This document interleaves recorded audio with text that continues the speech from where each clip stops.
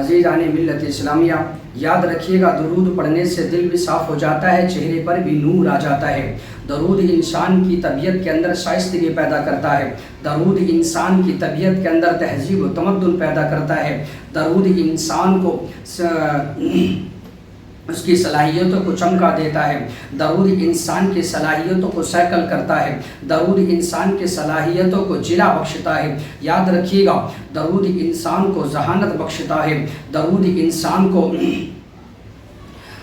فہم و ادراک کی دولت سے مالا مال کرتا ہے۔ اور درود شریف کی ایک خاصیت یہ بھی ہے کہ درود پڑھنے والے کی جو گفتگو ہوتی ہے وہ مٹھاس ہو جاتی ہے، اس کے اندر سرنی پیدا ہو جاتی ہے۔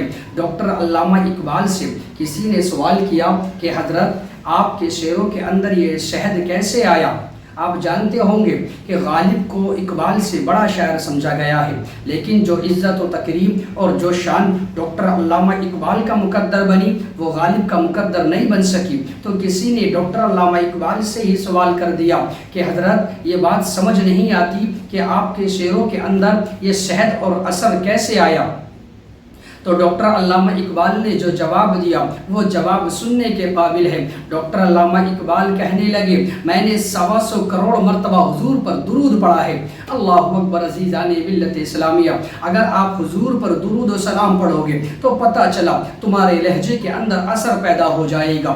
اگر تم حضور پر درود و سلام پڑھو گے تو تمہاری گفتگو میں شہد گھل جائے گا۔ اگر تم حضور پر درود و سلام پڑھو گے تو تمہاری گفتگو کے اندر مٹھاس پیدا ہو جائے گی۔ پتہ چلا اگر تم حضور پر درود و سلام پڑھو گے تو تمہاری باتوں کی خوشبو دور تک پھیلتی چلی جائے گی۔ اللہ اکبر عزیزان ملت اسلامیہ، یاد رکھیے گا درود شریف کی ایک خاصیت یہ ہے کہ درود پڑھنے والا قیامت کے دن سب سے زیادہ حضور کی قربت پانے والا ہوگا۔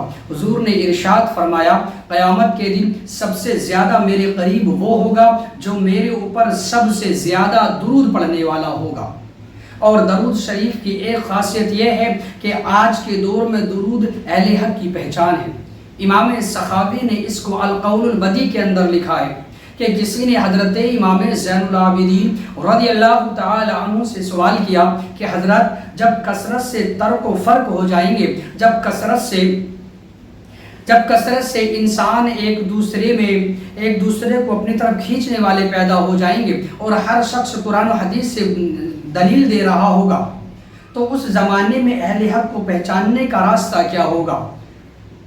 ایک عام آدمی تو سمجھ نہیں پائے گا کہ حق پر کون ہے اور باطل پر کون ہے۔ ہر شخص قرآن حدیث کی بولی بول رہا ہوگا، ہر شخص کی زبان پر قرآن حدیث کا وظیفہ ہوگا، ہر شخص اپنی اپنی طرف دعوت دے رہا ہوگا، ہر انسان کو اپنی طرف کھینچ رہا ہوگا۔ تو 72-73 لوگ ایک آدمی کو کھینچ رہے ہوں گے اور مختلف ڈھنگ اور مختلف طریقے اپنا رہا ہوگا، تو اس زمانے میں اہل حق کو پہچاننے کا راستہ کیا ہوگا؟ اللہ اکبر عزیزان ملت اسلامیہ، حضرت امام زین العابدین رضی اللہ تعالی عنہ نے جو جواب دیا وہ سننے کے قابل ہے۔ حضرت امام زین العابدین کہنے لگے حق پر وہ ہوگا جو اہل سنہ ہوں گے، وہ حق پر ہوں گے۔ تو اس عرابی نے، اس بندے نے حضرت امام زین العابدین سے پھر عرض کی کہ حضرت جب بہت سارے لوگ اس طرح کے موجود ہوں گے تو پھر ان میں سے اصلی سنی کو پہچاننے کا طریقہ کیا ہوگا؟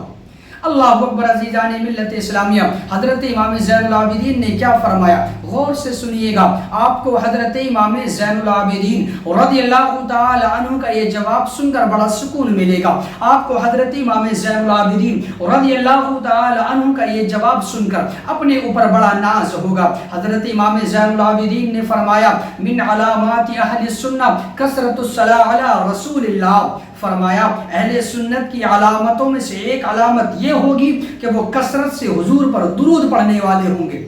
اللہ اکبر عزیزان ملت اسلامیہ، حضرت امام زین العابدین نے کیا فرمایا کہ اس زمانے میں اصلی سنی کو پہچاننے کا طریقہ یہ ہوگا، اصلی سنی وہ ہوں گے جو کثرت سے حضور پر درود و سلام پڑھنے والے ہوں گے۔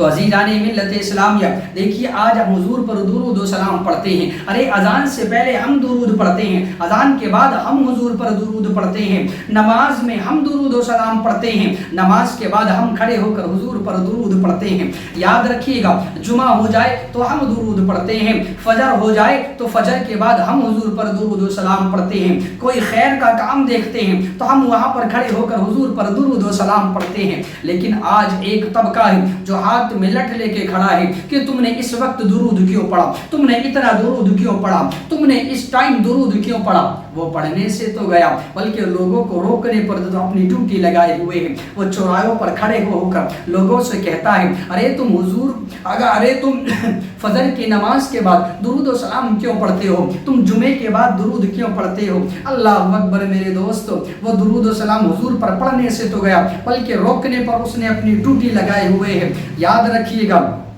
ہمیں اپنی اولادوں کو یہ بتانا پڑے گا, ہمیں اپنی اولادوں کو یہ سمجھانا پڑے گا کہ اب حضور پر درود و سلام پڑھنے سے عشق رسول پیدا ہوتا ہے, حضور پر درود و سلام پڑھنے سے محبت رسول پیدا ہوتی ہے. میرے دوستو ہمیں اپنی اولادوں کو حضور علیہ السلام کے فضائل و مناقب سکھانے پڑیں گے, ہمیں اپنی اولادوں کو حضور علیہ السلام کی عظمتوں کے باب سکھانے پڑیں گے تاکہ ان کے سینوں کے اندر حضور کی محبت پیدا ہو جائے.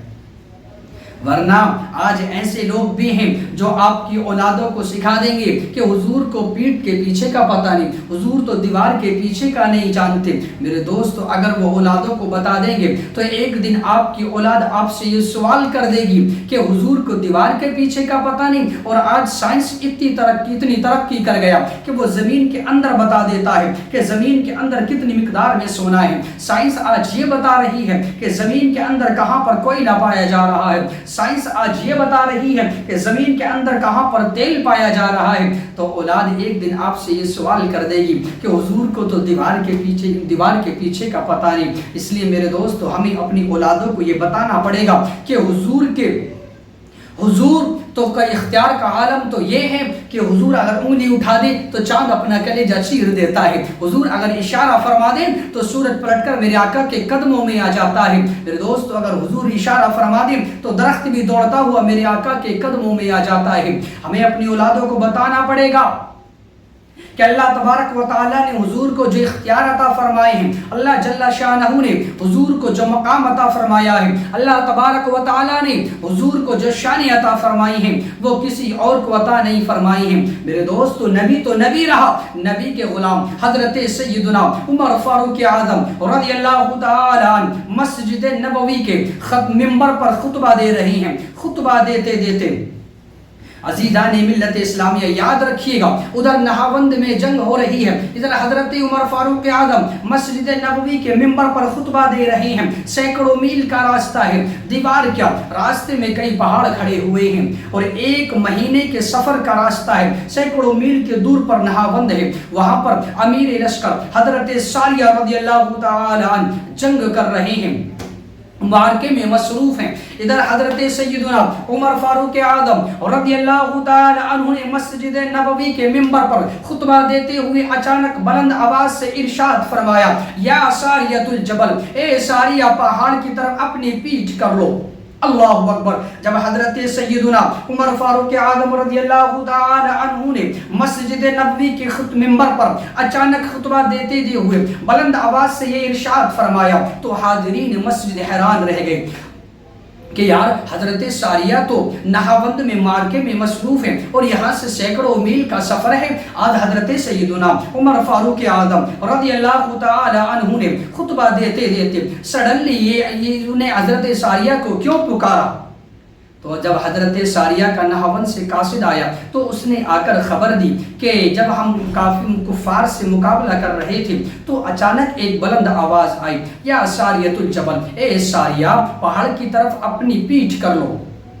تو حضرت ساریہ نے فرمایا یہ تو حضرت سیدنا عمر فاروق اعظم رضی اللہ تعالی عنہ کی آواز ہے. یہ کہا اور فوراً انہوں نے اپنے سپاہیوں کو پہاڑ کی طرف پشت کر کے صف بندی کرنے کا حکم دے دیا. اور جب اس کے بعد جب کفار سے مقابلہ ہوا تو کفار شکست کھا کے بھاگ کھڑے ہوئے اور مسلمانوں نے فتح مبین حاصل کیا.